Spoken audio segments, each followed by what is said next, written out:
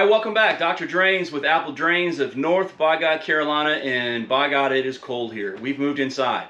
Now, if you're a Step Brothers fan, this is my beat laboratory. This is where all the magic happens. Now, I'm going to ask Sarah not to pan around because it's a disaster. We've unloaded 2 vans in here. I got tools everywhere. I haven't straightened it up yet.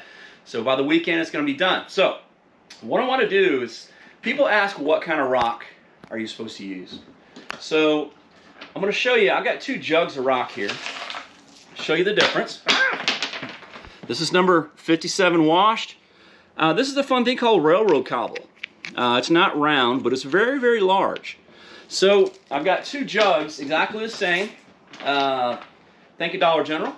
I've got 2 jugs exactly the same. I also have a 3rd one full of water we'll pull up here. And the rock is about the same. So the first thing I want to do is weigh them. So my railroad cobble, which is wonderful, irregular rock, that weighs 12 pounds, 7 ounces. All right. Now, our number 57 wash, which is very common,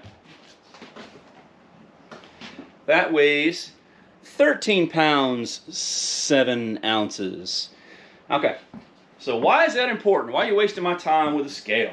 Well, it's important because the same volume, and this is a pound less than this. That means it's more stone in here, which means there's more volume. There's less volume in here than there is in here. So there's more gaps in between this. So because it's large and irregular. Even if you put it in the trench, it might meet in some places, but there's huge voids in there that we talk about. We want a bunch of water to move through. So much denser, much heavier. Same rock, same exact rock, just different sizes, same quarry. So what does that mean? I'm going to show you. All right, here we go. We're going to head to part 2 now. Now that we've weighed them, we know that the smaller rock is, you can fit a lot more of that smaller rock into the same volume of space, which means there's less room for water to go through. Well, how are we going to prove that? We've got the exact same jug. I've measured it 9.5 inches. This is the exact same jug here, and it's right at 9 inches. So I'm going to pour this 9 inches of water into this jug, and then we're going to do the same thing for the other one. So in real time here, Miss Sarah,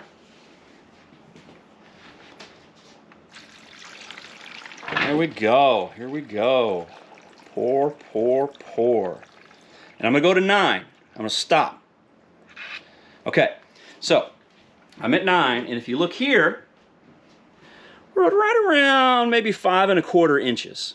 5.25 inches. So I use this much, about 4.75 inches of water to pull up to 9. Now that's going to sound a little odd, but let's do the other one, then I'll show you why. All right, welcome back. Now we're going to do the railroad cobble. Again, about the same level, very, very close. We're going to pour the water, so there's no trickery or witchcraft. We're at 9. All right, we're just going to pour it straight in.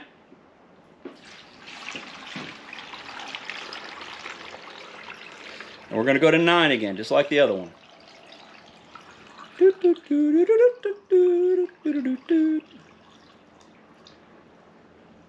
Bam. All right, we're at 9. Keep rolling, Sarah. All right. So let's look here. Now we are at 4.75. Now remember, the other one was at 5.25, so it's about a 1/2 inch difference. So as Sarah backs up, that means I poured more water into the cobble, the railroad cobble, than I did here. It's about a 1/2 inch. Oh, that's no big deal. Well, it kind of is. If you're going to pick between which rock to use, whether you use the little or the big, again, these are both washed stone, you want to take the larger one every time because there's more voids. It'll hold more water in the trench, which means, you know, as this stuff settles a little bit, these little rocks tend to kind of, I'll just reach in here. This is number 57 washed. I just grabbed a handful. And you'll see you get these little bits in number 57 washed. And what happens is those tend to bunch together and close the voids over time. Not completely, and that's why we use stone. But I'll just reach in and grab a handful of the railroad cobble. You can see the difference here. You can see the spaces that this railroad cobble will go.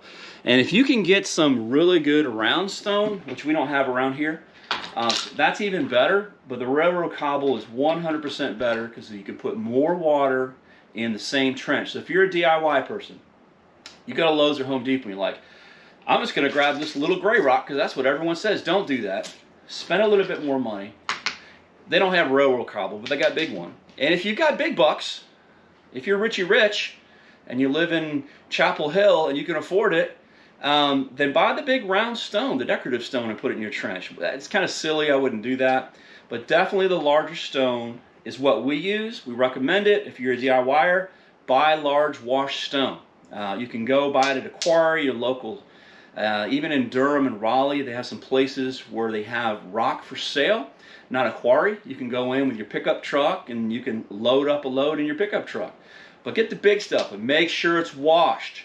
Don't let them sell you stuff that's not washed because that's just going to create really solid. It's going to plug it up. Don't do it.